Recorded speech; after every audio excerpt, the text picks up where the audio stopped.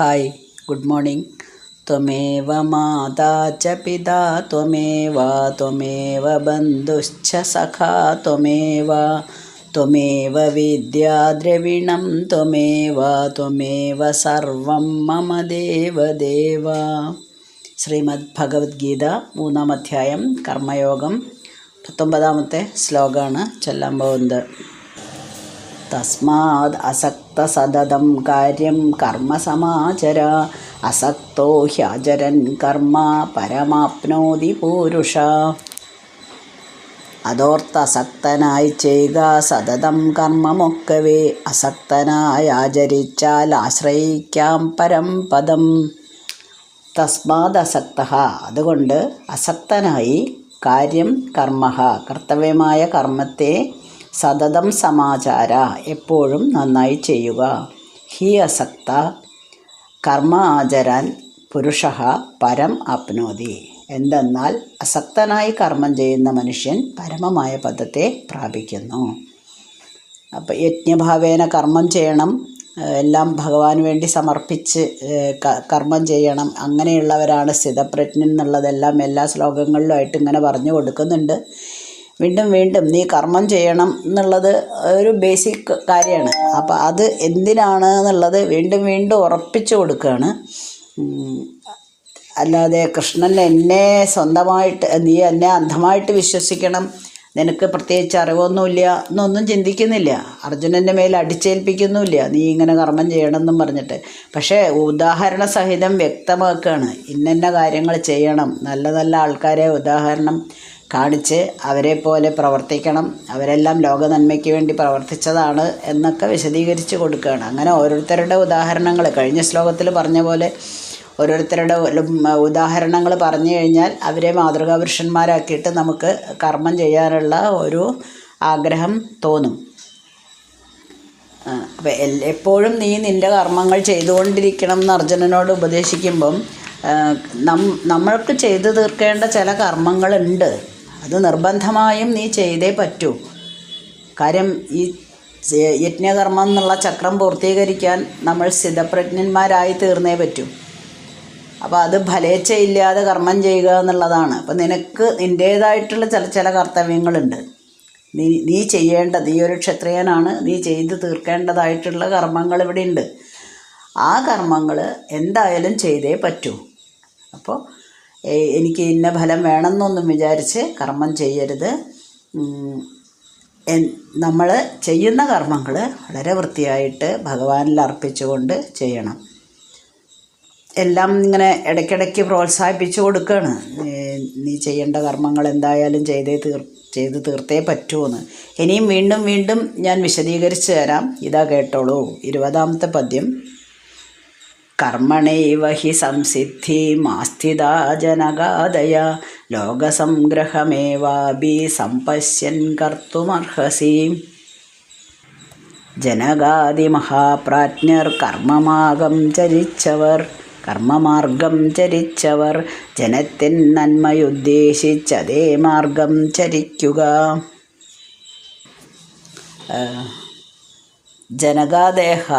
ജനകൻ മുതലായവർ കർമ്മണഃ ഏവ ഹി സംസിദ്ധിം ആസ്ഥിതാഃ, കർമ്മം കൊണ്ട് തന്നെയാണ് പരമപദവി പ്രാപിച്ചത്. ലോകസംഗ്രഹം സംപശ്യൻ ഏവ അഭി കർത്തൃം അർഹസി. ലോകത്തിൻ്റെ നന്മയ്ക്കായിട്ടെങ്കിലും നീ കർമ്മം ചെയ്യേണ്ടത് അത്യാവശ്യമാണ്. എന്തിനാണ് നീ കർമ്മം ചെയ്യുന്നത് എന്നുള്ളത് വീണ്ടും അടുത്ത പദ്യത്തിൽ വിവരിക്കുകയാണ്. അതിന് ഉദാഹരണം പറഞ്ഞു കൊടുക്കുകയാണ്.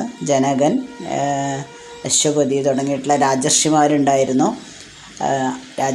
അവർ കർമ്മയോഗത്തിലൂടെ തന്നെയാണ് പൂർണ്ണത പ്രാപിച്ചത്. അവർ ജ്ഞാനികളാണ്. അവർ തന്നെ ലോകചക്രവർത്തിമാരാണ്, ജ്ഞാനികളാണ്. നിഷ്കാമകർമ്മത്തിലൂടെ എല്ലാം നേടിക്കഴിഞ്ഞവരാണ്. പിന്നെ എന്തിനാണ് അവർ കർമ്മം ചെയ്യുന്നത്? അവർ കർമ്മം ചെയ്യുന്നത് ലോകത്തിൻ്റെ തന്നെ നന്മയ്ക്ക് വേണ്ടിയിട്ടാണ്. അവർക്ക് പ്രത്യേകിച്ച് ഒന്നും നേടാനില്ല, എല്ലാം നേടിയവരാണ്. എങ്കിൽ പോലും ലോക നന്മയ്ക്ക് വേണ്ടിയിട്ടാണ് അവർ കർമ്മം ചെയ്തത്. അതുകൊണ്ട് നിനക്ക്, ഹേ അർജുന, നീ ക്ഷത്രിയനാണ്. നീ പടക്കളത്തിൽ നിന്ന് ഓടിപ്പോവുകയല്ല വേണ്ടത്. ഊർജ്ജസ്വലതയോടെ നിൻ്റെ കർത്തവ്യം എന്താണ് അത് ചെയ്തേ പറ്റൂ. കാരണം നമുക്ക് ഒരു സമൂഹത്തിൽ ജീവിക്കുമ്പോൾ വളരെയധികം ഉത്തരവാദിത്വമുണ്ട് അല്ലേ. കാരണം നമ്മളുടെ സ്റ്റാൻഡേർഡ് എന്താണ്? ഇപ്പോൾ ഞാനൊരു ടീച്ചറാണ്, അപ്പോൾ എനിക്ക് ചില ഉത്തരവാദിത്തങ്ങളുണ്ട്. കുറച്ച് കുട്ടികൾക്ക് എന്തെങ്കിലും അറിവ് പകർന്നു കൊടുക്കുക എന്നുള്ളത്. ഞാനിതൊക്കെ പൂട്ടി വെച്ച് എൻ്റെ പഠിപ്പും കഴിഞ്ഞു ഞാൻ മിണ്ടാതിരിക്കട്ടെ എന്ന് വിചാരിക്കുമ്പോൾ ഞാൻ തെറ്റാണ് ചെയ്യുന്നത്. എനിക്കുള്ള അറിവ് ഞാൻ മറ്റുള്ളവർക്ക് പകർന്നു കൊടുക്കണം. അത് ഏത് തലത്തിലായാലും. ഒരു ഡോക്ടറാണ്, പരീക്ഷ പാസ്സായി, പിറ്റേ ദിവസം സ്റ്റെതസ്കോപ്പും വീട്ടിൽ വെച്ച് മിണ്ടാണ്ടിരിക്കുകയാണ്. എന്താണ് ഉപകാരം? ആർക്കെങ്കിലും എന്തെങ്കിലും ഉപകാരമുണ്ടോ? തൻ്റെ അറിവ് തനിക്ക് എന്താണ് ചെയ്യാൻ പറ്റുക? മറ്റുള്ളവർക്ക് ക്ഷമയോടെ നമ്മുടെ രോഗികളെ ശുശ്രൂഷിക്കുക, അവർക്ക് വേണ്ടുന്ന മരുന്ന് നൽകുക, അവർക്കൊരു ജീവൻ തിരിച്ചു കൊടുക്കുക. അതവർ ചെയ്യാതെ ഞാൻ ഡോക്ടറൊക്കെ തന്നെ, ഞാൻ പക്ഷെ വർക്കൊന്നും ചെയ്യുന്നില്ല, എന്താണ് കാര്യം? എല്ലാവർക്കും അവരവരുടേതായിട്ടുള്ള കർമ്മങ്ങളുണ്ട്, എന്നാലല്ലേ ലോകം നിലനിൽക്കുള്ളൂ. അപ്പോൾ ആ കർമ്മങ്ങൾ നമ്മൾ ചെയ്തേ പറ്റുന്നത്ര കാലം നമ്മൾ ചെയ്യും. പിന്നെ നമുക്ക് വേണമെങ്കിൽ റെസ്റ്റ് എടുക്കാം. ഇപ്പോൾ മരുഭൂമിയിൽ സാധാരണയായിട്ട് ചെടികളൊന്നും വളരില്ല. അനുകൂലമായിട്ടുള്ള സാഹചര്യങ്ങൾ എത്തിപ്പെട്ടാൽ ചെടികൾ വളരുകയും ചെയ്യും. അപ്പോൾ ഇതിൻ്റെ ഒരു ഉദ്ദേശം എന്ന് പറയണത് ശത്രുക്കളോട് പടപൊരുതുക, സമൂഹത്തെ അഭിവൃദ്ധിപ്പെടുത്തുക എന്നൊക്കെ ഉള്ളത് ഇതിൻ്റെ ജീവിതത്തിൽ പറഞ്ഞിട്ടുള്ള കാര്യമാണ് അർജുന. അതിനനുസരിച്ച് വേണം. അതുകൊണ്ടാണ് നീ ഒരു ക്ഷത്രിയ കുലത്തിൽ വന്ന് പറഞ്ഞത്. പ്രകൃതി തന്നെ നിശ്ചയിച്ചിരിക്കുന്നതാണ് നിൻ്റെ കർമ്മങ്ങൾ. അതുകൊണ്ട് നീ അത് ചെയ്തേ പറ്റൂന്ന് വീണ്ടും ഉപദേശിക്കുകയാണ്. അപ്പോൾ ചെറിയൊരു സംശയം പിന്നെയും വരും. ഈ അർജുനൻ കർമ്മങ്ങൾ ചെയ്താൽ അത് ലോകനന്മയ്ക്ക് എങ്ങനെയാണ് ഉതകുന്നത് എന്ന്. അങ്ങനെ സംശയം തോന്നാം എന്ന് വിചാരിച്ച് ഭഗവാൻ വീണ്ടും പറഞ്ഞു കൊടുക്കുകയാണ്. 21ാമത്തെ ശ്ലോകത്തിൽ യദാചരതി ശ്രേഷ്ഠ തത്തദ്ദേവേതരോജന യസത് പ്രമാണം ഗുരുതേ ലോകസ്തദനുവർത്തതേ. ശ്രേഷ്ഠൻ ചെയ്യുന്നതോ നോക്കി ചെയ്യും മറ്റുള്ള ലോകരും, അവൻ പ്രമാണമെന്നോർത്തിട്ടനുവർത്തിപ്പൂ ലോകരും. ശ്രേഷ്ഠ യതി യദാചരതി, ഒരു ശ്രേഷ്ഠൻ എന്തെല്ലാമാണോ ആചരിക്കുന്നത്, ഇതരഹ ജനഹ മറ്റുള്ള ജനങ്ങളും തത് ഏവ അവയെ തന്നെ ആചരിക്കുന്നു. ശ്രേഷ്ഠനെ നോക്കിയിട്ട് അനുകരിക്കുകയാണ് ചെയ്യുന്നത്. സഹ യത് പ്രമാണം ഗുരുതേ ലോകഹ തത് അനുവർത്തതേ. അപ്പോൾ ഈ ശ്രേഷ്ഠൻ എങ്ങനെയാണോ ജീവിക്കുന്നത്, എന്തിനെ പ്രമാണമാക്കിയാണോ ജീവിക്കുന്നത്, മറ്റുള്ള ജനങ്ങൾ, ലോകത്തിലുള്ള മറ്റുള്ള ജനങ്ങളും അതിനെ തന്നെ അനുസരിക്കുന്നു അല്ലെങ്കിൽ അനുകരിക്കുന്നു. മനുഷ്യനൊരു അനുകരണശീലമുള്ള ഒരു ജീവിയാണ് അല്ലേ. എപ്പോഴും നേതാക്കന്മാർ സൃഷ്ടിക്കുന്ന മാതൃക പിന്തുടർന്നുകൊണ്ടാണ് മറ്റുള്ള സാധാരണ ജനങ്ങൾ, ഇപ്പോൾ ഒരു ചെറിയ കുട്ടികളാണെങ്കിൽ അച്ഛനും അമ്മയും എന്ത് ചെയ്യുന്നു എന്നുള്ളത് നോക്കിയിട്ടാണ് അവർ കണ്ട് പഠിക്കുന്നത്. ഓരോ കാര്യങ്ങളും അവർ പഠിക്കുന്നത് അച്ഛൻ എങ്ങനെ അമ്മ എങ്ങനെ എന്നുള്ളതിനനുസരിച്ചാണ്. അത് നമുക്ക് വളരെ വ്യക്തമായിട്ട് മനസ്സിലാവും. അപ്പോൾ ഭാവിയിൽ അച്ഛൻ എങ്ങനെയായിരുന്നു അത് തന്നെയാണ് കുട്ടി ഫോളോ ചെയ്യുക, യാതൊരു സംശയവുമില്ല. അച്ഛൻ കള്ളു കുടിച്ച് സിഗരറ്റ് വലിച്ച് നടക്കുന്നു, വീട്ടിൽ വന്ന് അമ്മയെ തല്ലുന്നു, അക്രമങ്ങൾ മുഴുവൻ കാണിക്കുന്നു, കുട്ടി അങ്ങനെ തന്നെ ആയിത്തീരും മിക്കവാറും, ഒരു സംശയവുമില്ല. അല്ലെങ്കിൽ അത്രയ്ക്കും ചിന്താശക്തി കുട്ടിക്ക് ഉണ്ടാവണം ഇതൊക്കെ തെറ്റാണ് എന്നുള്ളത്. യൂഷ്വലി സാധാരണഗതിയിൽ എപ്പോഴും അങ്ങനെ തന്നെയാകും. ഒരു ടീച്ചർ ക്ലാസ് എടുക്കുന്നു, വളരെ നന്നായി പഠിപ്പിക്കുകയും എല്ലാം ചെയ്യും. പക്ഷേ സ്റ്റാഫ് റൂമിൽ ചെന്നിരുന്നുണ്ടെങ്കിൽ അപ്പം എടുക്കും ചുണ്ടിൽ സിഗരറ്റ്. മാത്രമല്ല ഉച്ചയ്ക്ക് സമയം കിട്ടിയാൽ ചിലപ്പം നമ്മൾ പറയണ പോലെ ലാർജ് സ്മോളൊക്കെ ചിലപ്പോൾ അതും കഴിച്ചു എന്ന് വരും. എന്നിട്ടാണ് കുട്ടികളുടെ മുന്നിൽ ക്ലാസ് എടുക്കാൻ വന്ന് നിൽക്കുന്നത്. നിരന്തരം ചുണ്ടിൽ സിഗരറ്റാണ്. ക്ലാസ് അങ്ങോട്ട് കഴിയുക, അപ്പോഴേക്കും സിഗരറ്റ് ചുണ്ടിൽ വയ്ക്കുക. എന്നിട്ട് ക്ലാസ്സിൽ ചെന്നിട്ട് ഉപദേശിക്കുന്നത് എന്താണ്? കുട്ടികളെ, ഈ സിഗരറ്റ് വലി, കള്ളുകൂടി ഇതെല്ലാം വളരെ തെറ്റാണ് കേട്ടോ, ചെയ്യരുതെന്ന്.